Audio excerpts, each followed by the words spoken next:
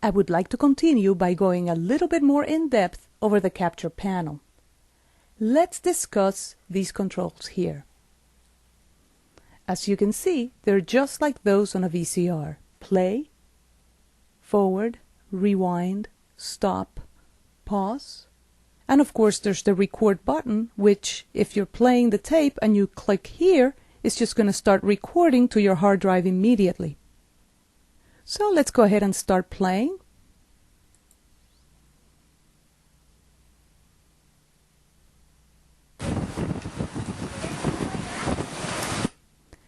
I can also use my space bar to play and pause the tape. So I am now controlling my DV device through my computer keyboard. Spacebar. Spacebar again. I can also use the shortcuts J, K, and L. K stops. L plays.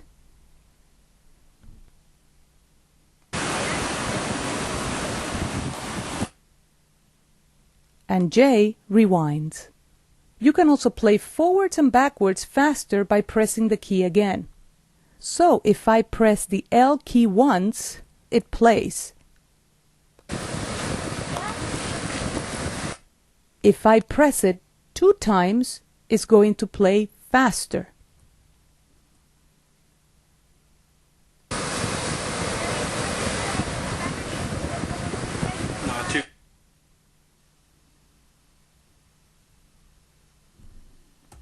And then of course the K stops.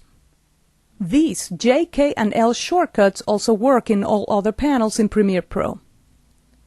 There are other buttons in here. Forward 1 frame, backward 1 frame, in and out points in here, which are for marking in and out timecode numbers. These we can use to limit the capture to a portion of the tape. Right below, we have the forward or rewind the tape to the marked in and out points. These timecode numbers here refer to the marked in point and the marked out point. Of course, we haven't marked any, so it's just set at 0. We have in here the current tape timecode number, and we have in here the duration of the marked in to out. Again, we haven't marked any, so it doesn't have any value of significance. This icon here determines whether Premiere will separate the capture video into scenes or not. This has to do with the timestamp that we discussed earlier. Every time the pause button was depressed on a camcorder, Premiere Pro will separate into a different separate video file. Provided, of course, that this timestamp information was saved during the recording process. Right below these controls, there are the shuttle and the jug. These are used for playing and rewinding the tape at different speeds. Let's go ahead to the Logging tab. In here, let's talk about Setup. This is the first section, and it refers to where in the project panel the clips will go to.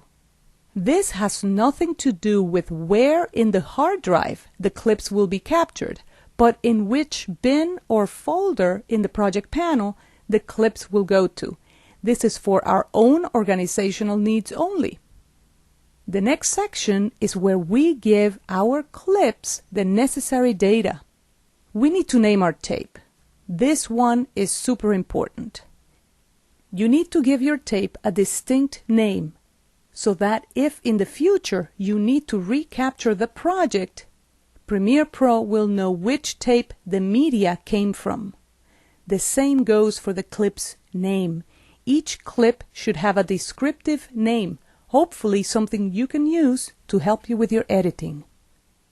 This tape is for when we went on our Caribbean cruise, and this section is for Tulum, so I'm just going to name it Caribbean.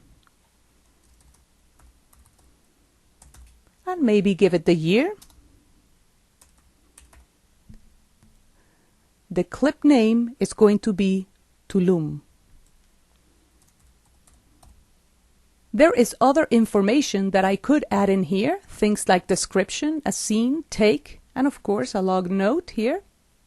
I can later on use this information to help me with editing and to perform searches on the project panel. I could, for example, write the name of the protagonist on the clips in which he or she appears, and I can then in the project panel perform a search so that I can easily identify those clips. The next section is so that we can set in and out points dependent on timecode numbers.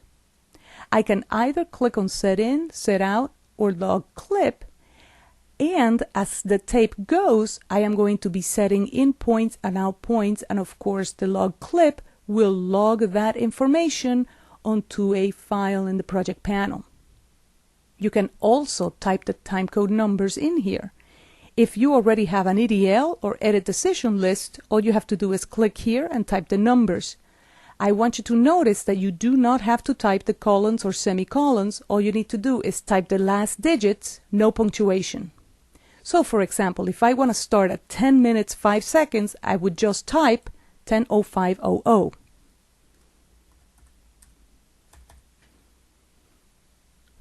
Which is 10 minutes, 5 seconds, and 0 frames. And there it is. After I input those values, I can log the clip. A little later, we will be performing a batch capture, and this is how we'll do it. These other buttons below refer to capturing the already set in and out points. I can also check on the capture hold tape, which would start capture at the current timecode position and last until Premiere Pro stops reading timecode numbers from the tape. Now, I have to say that the easiest way to capture a tape is by playing it and then pressing the record button.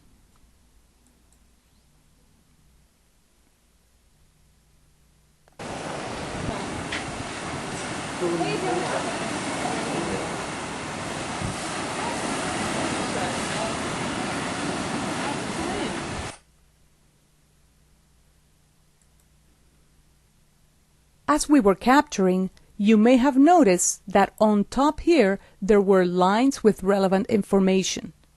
We saw the name and duration of the captured clip, also told me how many frames I had dropped. I didn't drop any. And lastly, it was giving me information regarding how much hard disk space I had available for capture. To stop, all I did was press the Escape key on my keyboard. This clip will now be in the project panel. Let's go ahead and check it. For this, I'm going to close this panel. And there it is, Tulum.mov. We are ready to use this and edit with it however we need to.